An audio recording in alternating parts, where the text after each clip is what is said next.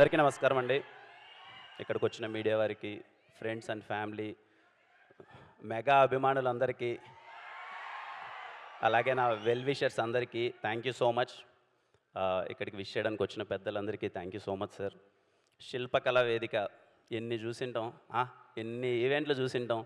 చిరంజీవి గారి ఈవెంట్లు, పవన్ కళ్యాణ్ గారి ఈవెంట్లు శిల్పకళా వేదికలో జరుగుతుంటే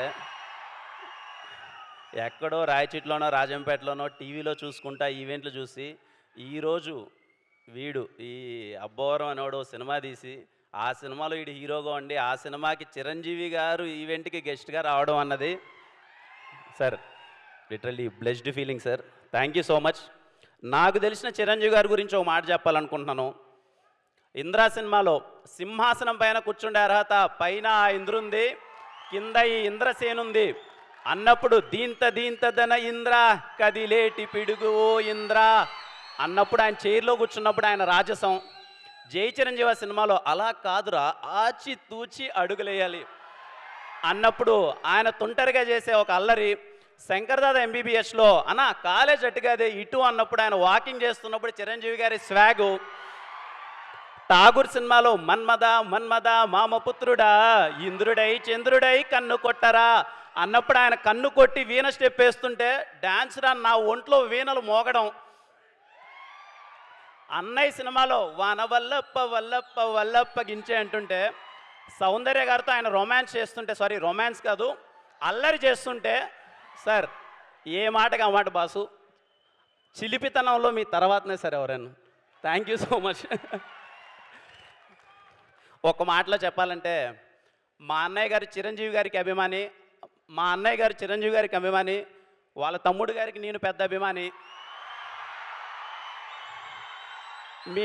మేము వేసిన బ్యానర్లు, కట్టిన కట్అవుట్లు, థియేటర్లో చేసిన రచ్చ అంతా ఇంత కాదు.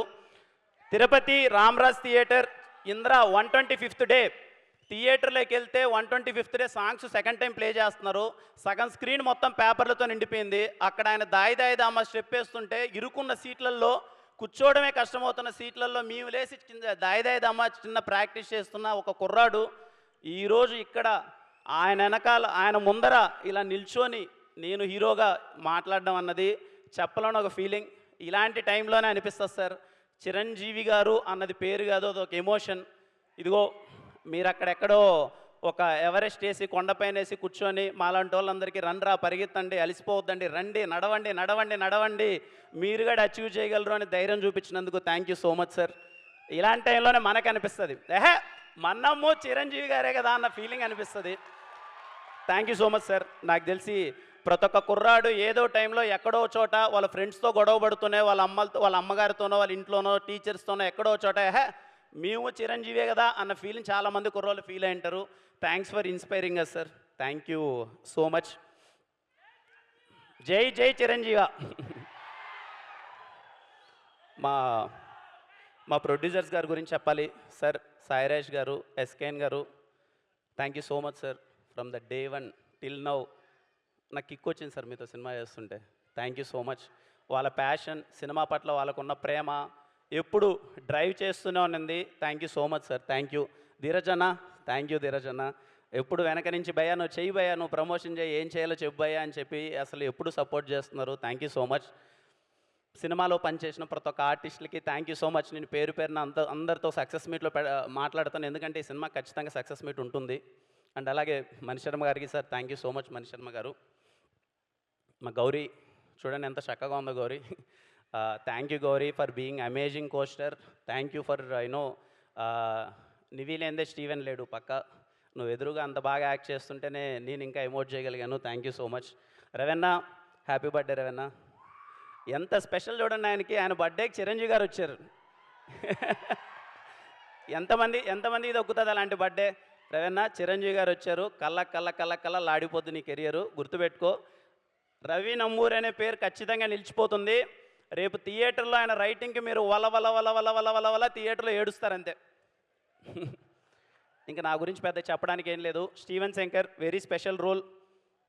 ఏదో కేరామ్ కమర్షియల్ సినిమాలు మంచిగా ఎంటర్టైన్ చేశాను, మీరు చాలా పెద్ద హిట్ ఇచ్చారు, మంచిగా ఓన్ చేసుకున్నారు, ఆశీర్వదించారు మనోడ్రా అని చెప్పి. ఆ తర్వాత Steven Shankar very emotional role. నాకు ఎందుకో మళ్ళీ ఒక్కసారి మీ అందరి ముందు ఇన్నోసెంట్గా కనిపించాలనిపించింది. చిన్న అల్లరి చేసుకుంటూ తొంటరితనంగా చేసుకుంటూ వాడు నా కెరియర్కి చాలా బాగా కనెక్ట్ అయిన రోల్. వాడికి ఎప్పుడైనా సరే స్టీవెన్ శంకర్ అని రిటర్న్ అండ్ డైరెక్టెడ్ బై చూసుకోవాలన్న వాడి కోరిక, ఆ కష్టాలు అవన్నీ నేను చూశాను. నాకు చాలా మంచి రిలేటబుల్ రోల్. ఖచ్చితంగా స్టీవెన్ శంకర్ అనేవాడు మీకు రేపు కనెక్ట్ అవుతాడు, మీకు నచ్చుతాడు, వాడు మిమ్మల్ని ఎంటర్టైన్ చేస్తాడు అని నేను కోరుకుంటున్నాను. ఇంకా మీరే చూసి చెప్పాలి నా గురించి ఎలా చేశానో ఏంటి అన్నది. ఫైనల్గా ఒకటే మాట, నేను మాట ఇస్తున్నానమ్మా, ఇంట్లో ఉన్న అవ్వ, తాత, అమ్మ, చెల్లి, అక్క, అన్న, తమ్ముడు అందరూ మీ ఇంట్లో వాడి మాటగా తీసుకొని సినిమాకి వెళ్ళండి. ఖచ్చితంగా సినిమా మీకు నచ్చుతుంది. ఎంత మోతారు నచ్చుతుందని నేను చెప్పను, ఎప్పుడు చెప్పను. కొంతమందికి ఎక్కువ నచ్చచ్చు, కొంతమంది ఒక మాదిరి నచ్చచ్చు. కానీ చెన్నై లవ్ స్టోరీ అనే ప్రేమ కథ మీ అందరికీ ఖచ్చితంగా నచ్చుతుంది. బుక్ మై షోలోనో, డిస్ట్రిక్ట్ యాప్లోనో, ఇంకో యాపో మీరు టికెట్ నొక్కండి, థియేటర్కి వెళ్ళండి.